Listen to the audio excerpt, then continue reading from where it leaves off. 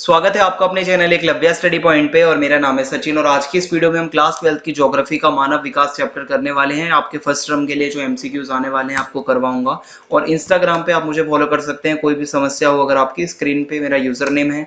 Telegram group को आप join कर सकते हैं, आपकी स्क्रीन के सामने लिखा हुआ है, आप इसको सर्च मार के टेलीग्राम पे ज्वाइन हो सकते हैं। वहाँ पे आपको अपडेट्स मिलते रहेंगे। वेबसाइट्स पे आप अलग अलग सब्जेक्ट्स के नोट्स पढ़ते हो, मतलब पढ़ सकते हो, political science, history, physical education, ठीक है, हिंदी, इंग्लिश और यहाँ तक की ज्योग्राफी वगैरह सभी के नोट्स अवेलेबल हैं। और वेबसाइट जो है आपके सामने लिखी हुई है, आप इसको जाके जरूर विजिट करें। आज का हमारा पहला प्रश्न है, निम्नलिखित में से कौन सा विकास का सबसे उचित वर्णन करता है? गुणों में धनात्मक परिवर्तन होना, गुणों में ऋणात्मक परिवर्तन, या आकार में परिवर्तन, या इनमें से कोई नहीं। तो सही आंसर होगा जो हमारे गुण होते हैं, जो हमारी क्वालिटीज होती हैं, उनमें धनात्मक परिवर्तन यानी कि पॉजिटिव चेंज आना। अगर हम विकास की बात करते हैं, डेवलपमेंट की बात करते हैं, तो हमारी क्वालिटी को अच्छा होना चाहिए। गुण में धनात्मक परिवर्तन, अच्छे परिवर्तन होने चाहिए। अगर हमारी गुण में मतलब हमारी क्वालिटीज के अंदर कहीं ना कहीं कोई कमी होती है, ऋणात्मक परिवर्तन होता है, तो विकास नहीं कहलाता। ऑप्शन ए सही होगा। अगला प्रश्न है, मानव विकास की अवधारणा निम्नलिखित में से किस विद्वान की देन है? रेडजेल, डॉक्टर महबूब उल हक, ग्रिफिथ टेलर, या इनमें से कोई नहीं। तो सही आंसर ऑप्शन बी हो जाएगा, डॉक्टर महबूब उल हक की देन है। निम्नलिखित में से कौन सा देश उच्च मानव विकास वाला नहीं है? ठीक है, उच्च मानव विकास वाला, नॉर्वे, जापान, अर्जेंटीना, मिस्र। तो सही आंसर मिस्र हो जाएगा, क्योंकि ऊपर वाले तीनों देश ही विकास में काफी अच्छे हैं। 1990 में किस अर्थशास्त्री ने मानव विकास सूचकांक निर्मित किया? डॉक्टर मनमोहन सिंह, डॉक्टर महबूब उल हक, अमर्त्य सेन, या इनमें से कोई नहीं। जो डॉक्टर महबूब उल हक हैं, ये इसका सही आंसर होगा। इन्होंने ही वो मतलब ये एक अर्थशास्त्री थे जिन्होंने 1990 में मानव विकास सूचकांक निर्मित किया। निम्नलिखित में से कौन सा मानव विकास का स्तंभ नहीं है? समता, सतत पोषणीयता, उत्पादकता, भेदभाव। तो ऑप्शन डी सही हो जाएगा, ये मानव विकास का स्तंभ नहीं है। ऊपर वाले तीनों ही मानव विकास के स्तंभ हैं। ठीक है। निम्नलिखित में से कौन सा सशक्तिकरण का सही अर्थ है? शारीरिक रूप से बलवान होना, या अपने विकल्प चुनने के लिए शक्ति प्राप्त करना, सामाजिक और आर्थिक दृष्टि से पिछड़े हुए समूहों का सशक्तिकरण करना, या बी और सी दोनों। तो सही आंसर ऑप्शन डी हो जाएगा। जो बी और सी का जो कथन है, ये दोनों ही सही है सशक्तिकरण के बारे में। मानव विकास सूचकांक निम्नलिखित में से किन प्रमुख क्षेत्रों में निष्पादन के आधार पर देशों का क्रम आधार तैयार करता है? यानी कि जो मानव विकास सूचकांक है, ह्यूमन डेवलपमेंट इंडेक्स होता है, उसके अंदर जो एक क्रम तैयार किया जाता है देशों का, वो किन क्षेत्रों के आधार पर उसकी परफॉर्मेंस देखी जाती है? स्वास्थ्य के आधार पर, शिक्षा, संसाधनों तक पहुंच, या उपरोक्त सभी। तो आंसर होगा उपरोक्त सभी। उस देश के स्वास्थ्य सुविधाओं को देखा जाता है, शिक्षा में उसका स्तर देखा जाता है, संसाधनों तक पहुंच में देखा जाता है। तो ऑप्शन डी सही हो जाएगा। मानव विकास सूचकांक में विभिन्न देशों का क्रम निम्नलिखित में से किस स्कोर पर आधारित होता है? कितने से कितने स्कोर के बीच में मतलब मिलता है उनको? 5 से 10 के बीच, 10 से 20 के बीच, 100 से 200 के बीच, या 0 से 1 के बीच। तो सही आंसर होगा इसका 0 से 1 के बीच। स्वास्थ्य का मूल्यांकन करने के लिए चुना गया सूचक निम्नलिखित में से कौन सा सही है? अधिक आयु, जन्म के समय जीवन प्रत्याशा, या कम मृत्यु दर, या इनमें से कोई नहीं। तो सही आंसर होगा जन्म के समय जीवन प्रत्याशा।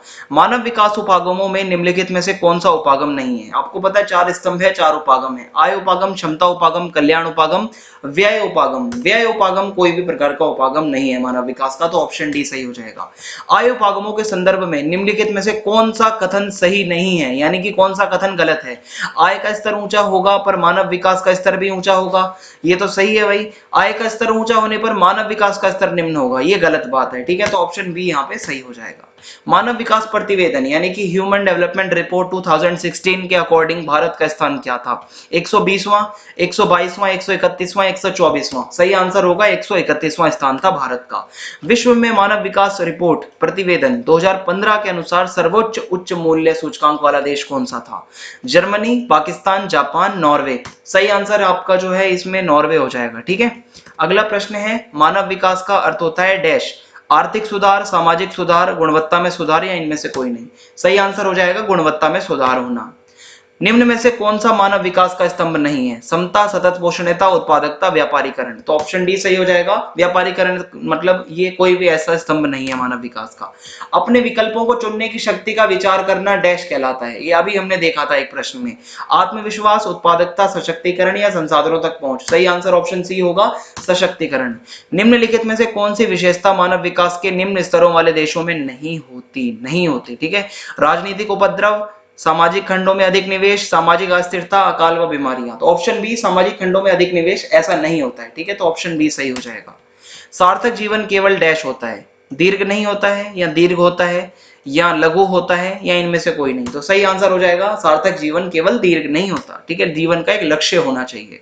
निम्नलिखित में से कौन सा कथन वृद्धि के संदर्भ में सत्य है, ठीक है, इसका चिन्ह धनात्मक अथवा ऋणात्मक हो सकता है, प्लस या माइनस, इसका चिन्ह केवल धनात्मक हो सकता है या इसका चिन्ह केवल ऋणात्मक हो सकता है या इनमें से कोई नहीं। तो वृद्धि की अगर हम बात करें तो इसका चिन्ह धनात्मक भी हो सकता है और ऋणात्मक भी हो सकता है।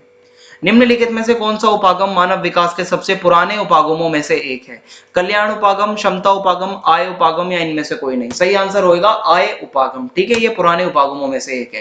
अंतरराष्ट्रीय श्रम संगठन ILO, इंटरनेशनल लेबर ऑर्गेनाइजेशन द्वारा कौन सा उपागम जो है वो प्रस्तावित किया गया? आय उपागम, कल्याण उपागम, आधारभूत आवश्यकता उपागम या इनमें से कोई नहीं। ऑप्शन सी सही हो जाएगा, आधारभूत आवश्यकता उपागम, ठीक है।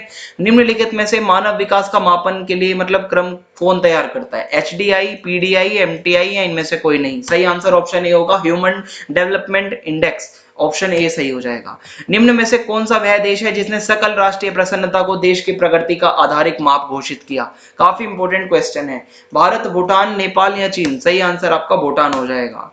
मानव विकास के निम्न स्तर वाले देश डैश से गुजर रहे हैं? राजनीतिक उपद्रव से, गृह युद्ध से या ए तथा बी दोनों या दोनों इनमें से कोई नहीं, ठीक है। तो सही आंसर ऑप्शन सी हो जाएगा, ए तथा बी दोनों, राजनीतिक उपद्रव से भी गुजर रहे हैं और गृह युद्ध से भी। इसी के साथ ये अध्याय यहाँ पे समाप्त होता है, काफी छोटा सा था। आगे जो अध्याय होंगे इसमें कोशिश करूंगा और ज्यादा प्रश्न आपके सामने रखूं।